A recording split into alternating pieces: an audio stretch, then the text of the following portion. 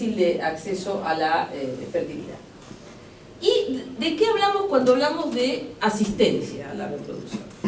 Es decir, ¿de qué habla la Organización Mundial cuando habla de asistencia a la reproducción? La Organización Mundial de la Salud habla de asistencia a la reproducción cuando habla de, digamos, de reproducción con gametos y embriones donados, o no propios. Cuando hablamos de gametos hablamos fundamentalmente de espermatozoides u óvulos, digamos, y cuando hablamos de embriones es cuando hablamos de ya un embrión constituido, ¿no? A partir de gametos y espermatozoides, ¿no? Perdón, y cuando son propios, ¿cómo le llama? No, propios, gametos y... No, pero le llama Assisted Reproduction Technology cuando son donados.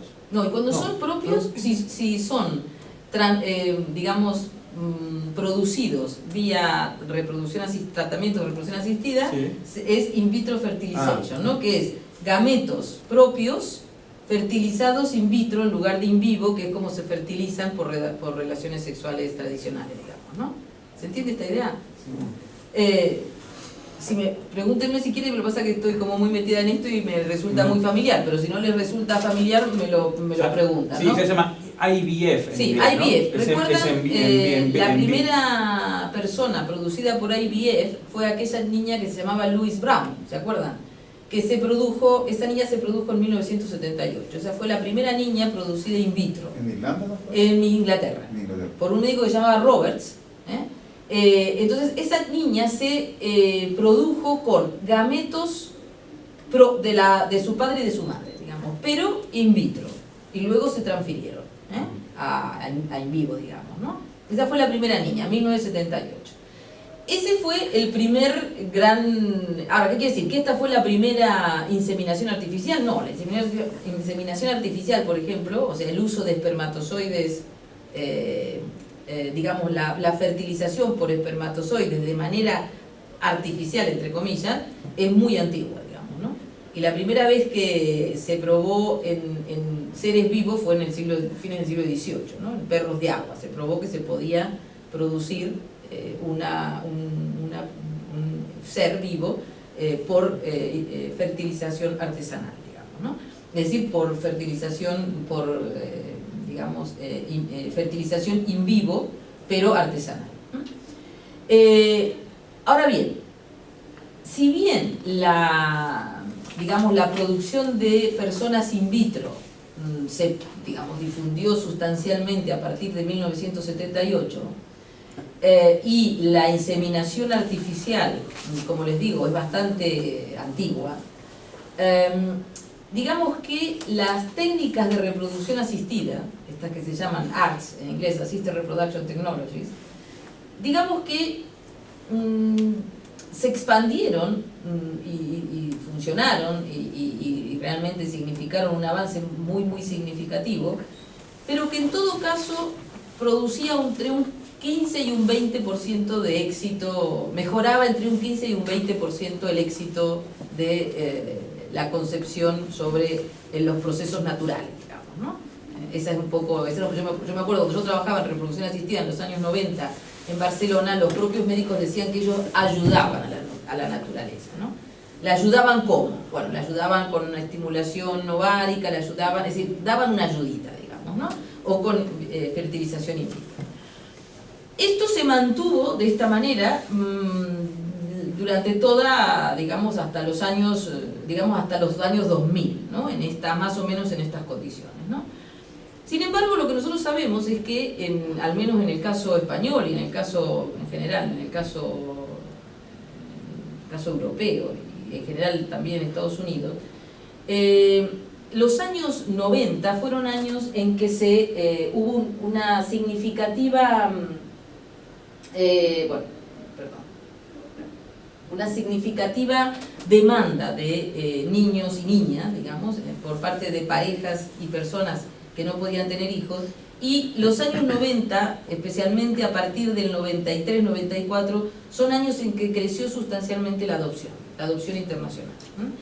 La Organización Mundial de la Salud no considera o no ha designado a la adopción como una forma de tecnología de asistencia reproductiva, pero desde la antropología, quienes hacemos antropología de la reproducción, consideramos a la adopción también una forma de reproducción asistida, digamos, ¿no? Es decir, en este caso, lo que se dona es ya no un gameto o un embrión, sino un embrión convertido en persona, que es un niño, digamos, ¿no? Esa sería un poco la idea y por qué consideramos desde la antropología a la adopción una forma de reproducción asistida. Y finalmente la más reciente es la gestación subrogada, o la gestación uterina, o la, no sé cómo le llaman aquí, adquiere diferentes nombres esto, más popularmente denominado vientres de alquiler, ¿no? Que es cuando una persona asume la gestación de un niño o niña con gametos que no son propios. Hay dos formas de...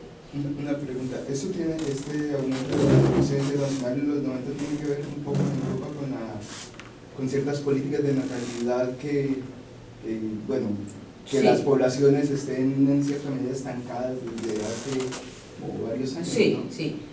Bueno, por lo que nosotros sabemos, ahora lo voy a mostrar, esta caída de la natalidad parece ser, bueno, ustedes lo saben mejor que yo, ¿no? Es un fenómeno mundial, digamos, ¿no? Global, es decir, la natalidad ha caído en el mundo, digamos, lo que pasa es que los niveles de caída no son idénticas, digamos, ¿no? Allí donde la natalidad estaba en 3, algo ha caído a 1, y pico, y allí donde estaba en 5 no sé qué ha caído a 3, pero la caída es mundial, digamos, ¿no?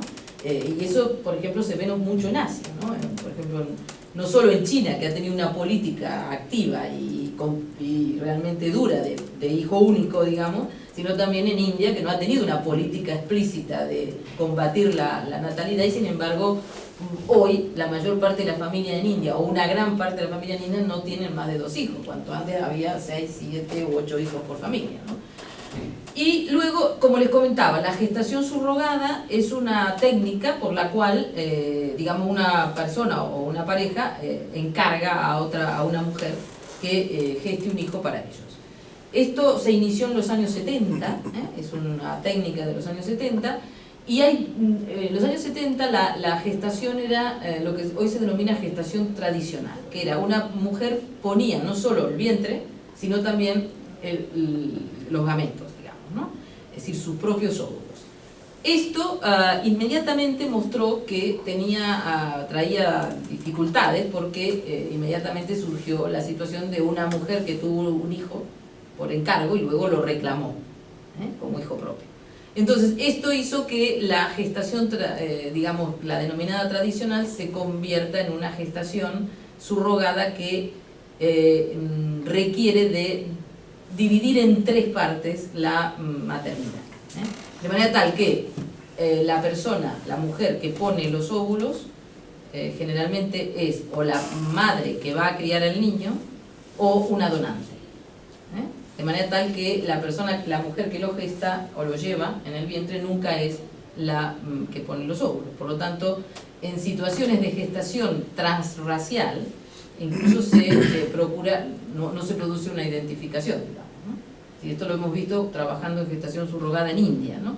Es decir, en India, las mujeres indias que gestaban para parejas irlandesas, por ejemplo, con óvulos y espermatozoides donados por la pareja que encargaba el niño o la niña, cuando el niño y la niña nacían no había ningún parecido, ninguna resemblance entre la madre y el niño. Porque no se transfiere, ¿no? Porque no transfiere ningún tipo de... Bueno, hoy parece ser que los estudios de epigenética están demostrando que hay una transferencia del niño a la madre, sobre todo, ¿no? Pero está muy inicialmente. Lo que se ve es que genéticamente y fisonómicamente no hay transmisión, ¿no? Entonces, las mujeres fisonómicamente indias, digamos, tenían niños fisonómicamente irlandeses, para decirlo rápido, y entonces no había una situación de vinculación a nivel de lo que denominamos resemblance entre ellos, ¿no?